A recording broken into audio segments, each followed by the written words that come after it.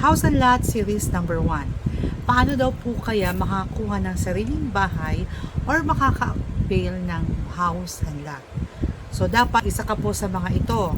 Ikaw ay employed, ikaw ay OFW, at ikaw ay self-employed or may business.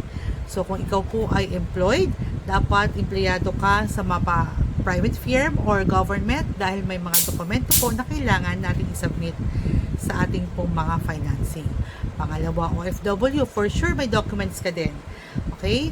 Pangatlo po ay may business ka or ikaw ay self-employed. Ikaw po ang may-ari ng business na yan.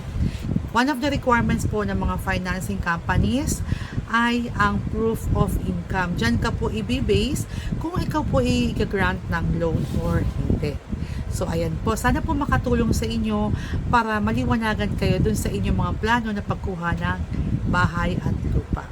Don't forget to follow, like, and share po. At sa susunod pong video, itakal po natin ang mga financing na available po na may offer namin sa inyo na makakapag-avail kayo ng house and lot.